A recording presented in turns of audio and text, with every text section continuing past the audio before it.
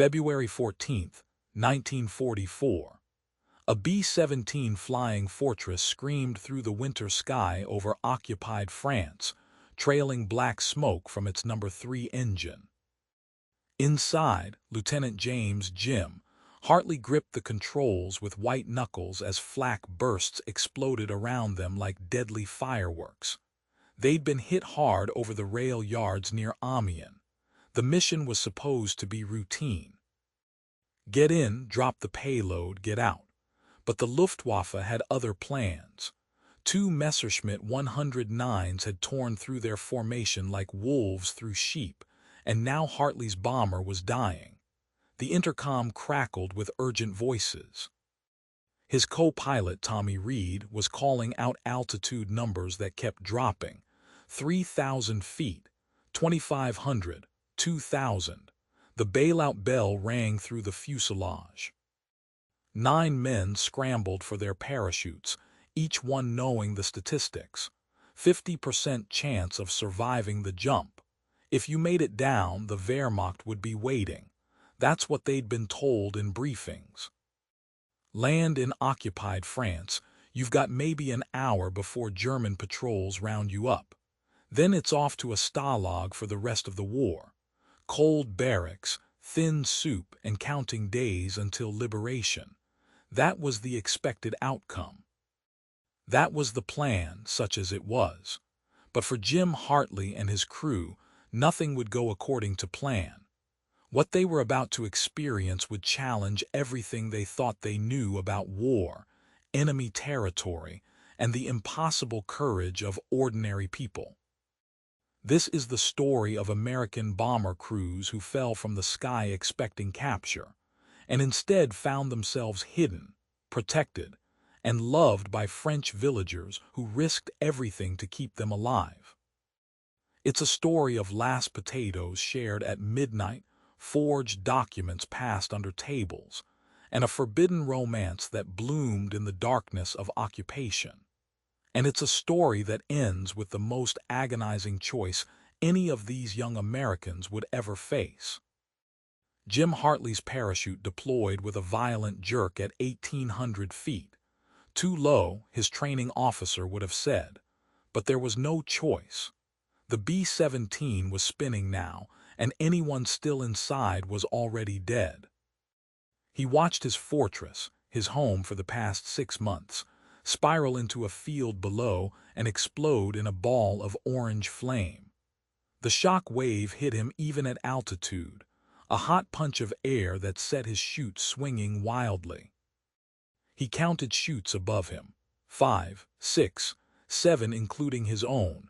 2 men hadn't made it out. The ground rushed up fast. He hit hard in a plowed field, the frozen earth knocking the wind from his lungs. For a moment he just lay there, tangled in silk, staring at the gray February sky. Then training kicked in. Gather the chute, hide it, get away from the crash site. The Wehrmacht would be here in minutes. He stuffed the parachute under a hedgerow and started running, his flight suit making him feel absurdly visible against the brown and white landscape. His survival kit bounced against his hip. Inside was a compass, a few francs, a silk map, and a phrase book with helpful French sentences like, "I am an American aviator," and "Please hide me from the Germans." The phrases seemed almost comically inadequate now. He'd made it maybe half a mile when he heard voices. German voices, sharp and commanding, coming from the direction of the crash. His heart hammered. He dove behind a stone wall, pressing himself into the frozen mud. The voices grew closer. He could hear boots on the road now, the metallic clink of equipment. He held his breath, certain they'd find him. Then another sound, softer. A woman's voice singing. He risked a glance over the wall and saw her. A girl, maybe 19 or 20, walking down the road with a basket over her arm. She was heading straight toward the German patrol. He wanted to shout a warning, but that would give away his position. He watched, helpless, as she rounded the corner and came face to face with 3 Wehrmacht soldiers. They stopped her immediately. One of them grabbed her arm. Jim's hand moved instinctively to his service pistol, but what could he do? Shoot 3 German soldiers and bring the entire occupation force down on this area. The conversation was animated. The girl seemed to be arguing with them, gesturing toward the village. One soldier kept pointing toward the fields, toward where Jim was hiding. His finger tightened on the pistol grip. Then the girl did something that made his blood run cold. She pointed directly at his hiding spot. She'd seen him. She was giving him up. The soldiers started moving toward the wall, weapons ready. Jim prepared to run, to fight, to do something. But the girl suddenly stumbled, dropping her basket. Apples rolled everywhere across the muddy road. The soldiers stopped, distracted. One of them laughed. Another bent to help her pick them up. And in that moment the girl looked directly at Jim and shook her head. The tiniest movement, a clear message. Stay down, don't move. The soldiers helped her gather the apples, making crude jokes Jim couldn't understand but could guess at from their tone. Then they moved on, continuing down the road away from him. The girl waited until they were out of sight. Then she walked calmly to the stone wall and knelt down as if adjusting her shoe. When she spoke, her English was heavily accented but clear. "American," Jim nodded, not trusting his voice. "You must come with me, now. More Germans will come, the smoke from your airplane, everyone can see it." "I can't put you in danger," Jim whispered. "I should try to make it to Spain or— Spain is 500 kilometers. You will not make it 5, come." Now, there was steel in her voice, a certainty that cut through his hesitation. He followed her. They moved quickly through fields and along hedgerows, avoiding roads. She seemed to know every path, every hiding spot. Twice more they heard German patrols, and twice she guided him to cover, once in a drainage ditch, once behind a farmer's hay pile. After an hour that felt like 10, they reached a small village. Stone houses clustered around a church with a damaged steeple. The girl led him to a barn behind one of the larger houses. "Wait here," she said. "Do not make sound. I will return." She was gone before he could thank her. Jim sat in the hay, his flight suit soaked with sweat despite the cold, and tried to process what had just happened. This girl, this stranger, had just saved his life, had risked her own life. The briefings never mentioned this possibility. They talked about the French resistance, sure, but as some distant, organized entity. Not as a teenage girl with a basket of apples and nerves of steel. An hour passed. Then 2. Jim started to wonder if she'd gone to get the Germans after all. Maybe that had been the plan. Gain his trust, then turn him in. But why the elaborate deception? She could have just let the patrol find him. The barn door creaked open. The girl entered, followed by an older woman and a man in his 50s with a weathered face and careful eyes. They all stared at Jim for a long moment. Then the man spoke in French. The girl translated. "My father asks if you are injured." "No, I'm okay, thank you for helping me." More rapid French.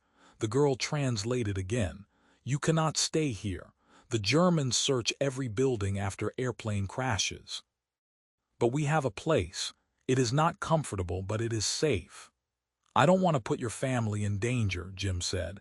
"If they catch you hiding me," the older woman spoke sharply. The girl's translation was simple. "My mother says the Germans have already taken enough from us.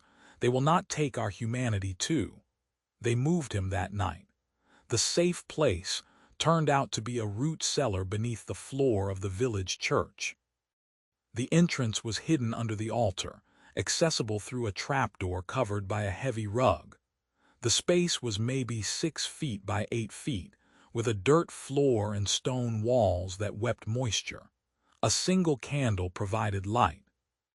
It was cold, damp, and dark.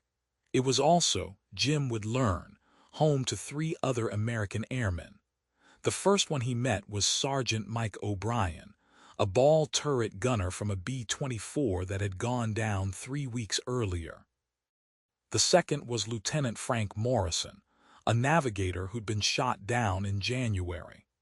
The third was barely more than a kid, a waist gunner named Eddie Kowalski, who couldn't have been more than 19.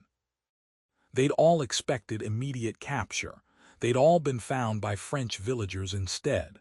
"Welcome to the Ritz," O'Brien said with a grim smile. "Room service is terrible, but the company's decent." Over the next few days, Jim learned the system. The villagers brought food once a day, usually after dark. Bread, sometimes cheese, occasionally a thin soup. Whatever they could spare, which wasn't much. France in 1944 was starving under German occupation. Rations were tight even for French citizens.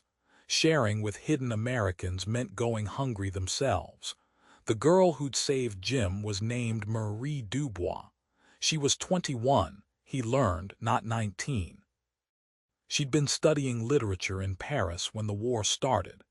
Now she spent her days working in her father's bakery, and her nights running messages for the local resistance cell. She brought them food most evenings, along with news from the outside world.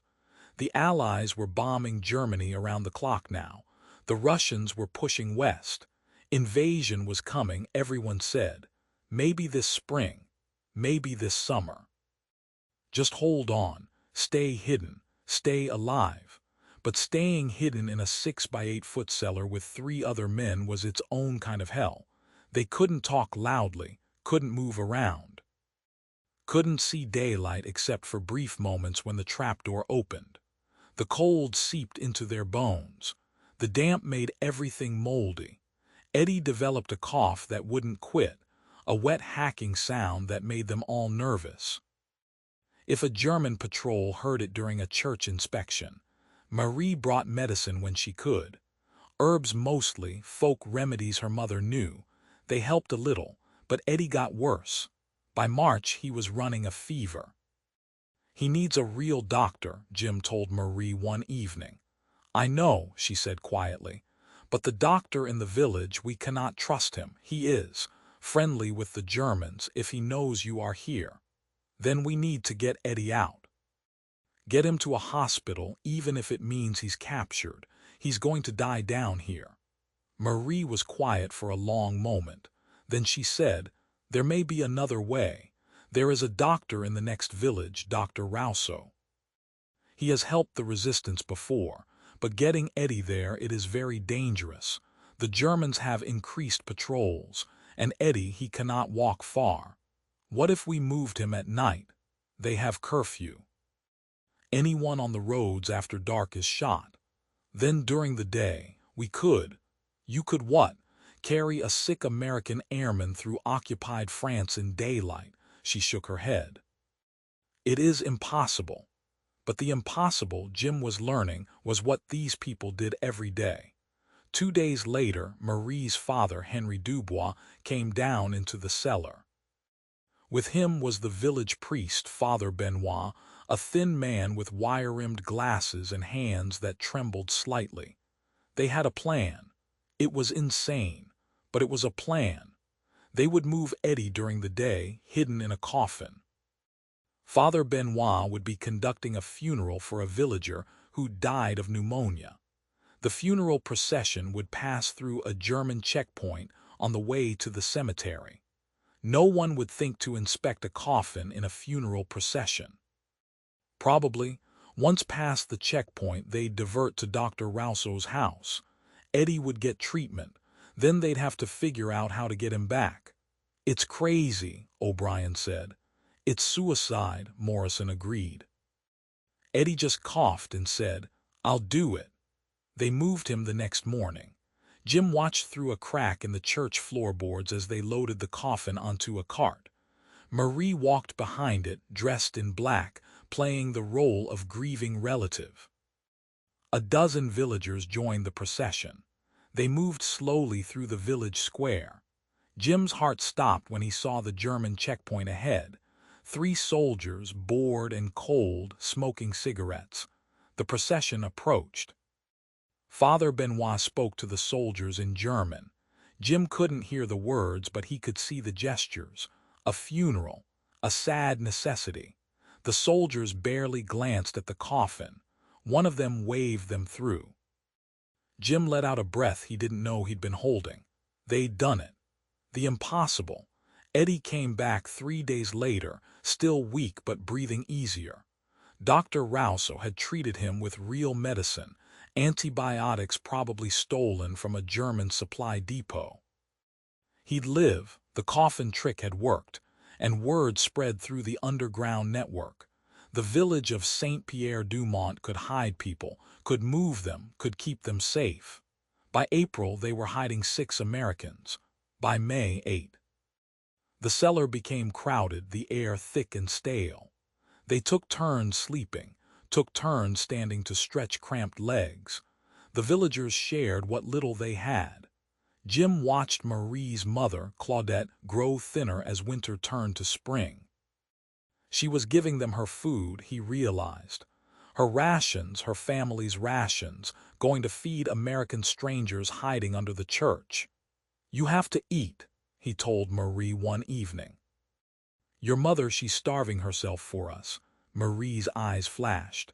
"Do not tell my mother what to do with her food. This is her choice. This is all of our choice." "But why? Why risk everything for us?" "Because you are fighting for our freedom. Because you came across an ocean to help people you never met. Because..."